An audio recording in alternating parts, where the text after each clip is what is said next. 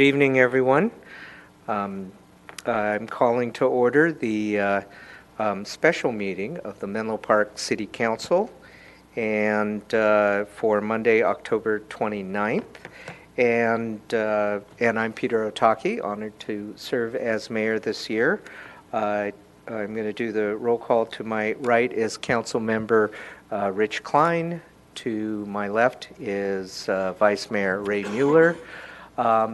Councilmember Carlton is on a plane and so unable to call in, and Councilmember Keith is running late due to court duties, and I think we can still go ahead, and we do have a quorum, and so we'll. But if I can ask you all to rise, we're going to say the Pledge of Allegiance. Pledge allegiance to the flag of the United States of America and to the republic for which it stands, one nation, under God, indivisible, with liberty and justice for all. So we have one item of business for the special meeting, which is the approval of a contract between the City of Menlo Park and Starla Jerome Robinson for interim city manager services. I just wanted to make sure that if anyone would like to speak on this item, please fill out a card, or if there's no cards, to just go up to see Nicole, who is acting as our city clerk this evening, on this side, and we have our city attorney, Bill McClure, and I'd like to ask Bill to just make a quick introduction for Sure. So on September 24th, City Manager Alex McIntyre announced his resignation from the city to accept the position of City Manager of the City of Ventura. On October 9th, the City Council created a subcommittee of Mayor Otake and Vice Mayor Mueller to oversee the selection process of an interim city manager.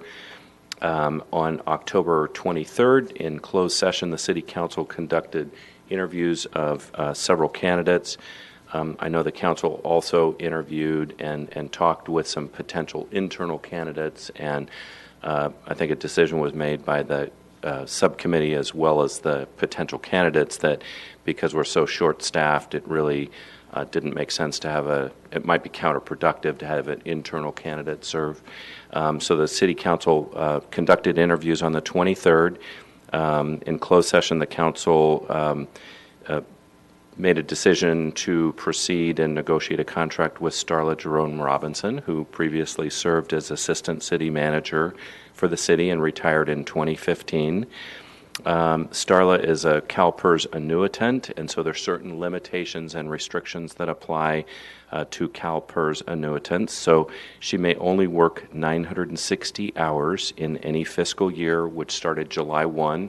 She has not worked for any other CalPERS agency since the beginning of the fiscal year, so she is available for the full 960 hours, depending on how long the search process takes, which is approximately 6 months. And she, as an annuitant, there's certain rules and regulations that apply. She can only be paid for the actual hours worked. She's responsible to keep and report her hours for each pay period to be paid, and she can earn no more than the same hourly rate as the city manager rate schedule, the posted schedule. And since Alex was on a contract with the city, the rate schedule is what his actual pay was, so she'll be compensated at the rate of $111.54.06 per hour. And she is not entitled to any other employment benefits, no health insurance, incentive pay, housing allowance, or anything else. And she will, as interim city manager, she'll have all the same duties and responsibilities as set forth in our municipal code for the city manager. And with that, and there is a contract that was presented for you. It's the standard form of contract that we've used for interim city managers in the past and used by most agencies for an interim city manager. Starla has approved the contract, and it is ready for approval. Starla's start date would be effective today, the October 29th, 2018. Thank you, Bill. What I'd like to do is to entertain a motion in a second, and then we can have discussion. I'll move. Okay, Vice Mayor Mueller moved. I'll second that. Okay, great. All right, so I'll make a quick comment that that certainly I'm very pleased that Starla. I've had the privilege of working with Starla previously when she was assistant city manager, and very pleased. Not only does she know this city extremely well, she's lived in Menlo Park. And we'll have an easy commute. And we certainly appreciate her knowledge and love for this city, which I think is a big part of it. Also, her familiarity with the staff and city processes. I think she'll also add a great sort of tone of stability as we go through the whole transition process, and so definitely looking forward to working with her. I also did want to mention, just to echo some of Bill's points, we made sure we did talk to a few folks, just trying to, both internal and external, and certainly on the internal side, given the workload that certain folks have, it just kind of ruled that out as an option. But having said all of that, Starla rose to the top, and we're very happy to have her come aboard.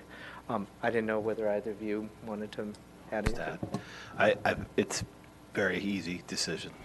Starla, again, I've worked with you as well.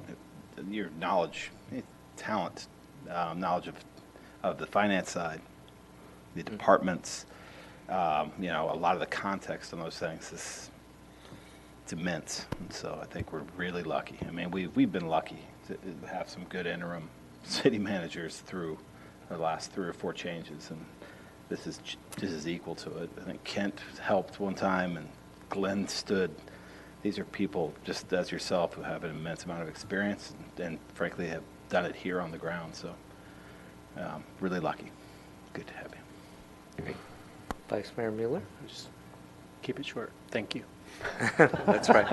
Oh, and I will mention I ran into the city manager of Redwood City, and she had very complimentary, very nice things to say about recently working with you in the finance capacity in Redwood City on an interim basis. So thank you for mentioning that. All right. With that, if there's no other comment, and I assume there's no public comment, Nicole, nobody. No public comment. Okay. Great. All right. Let's vote.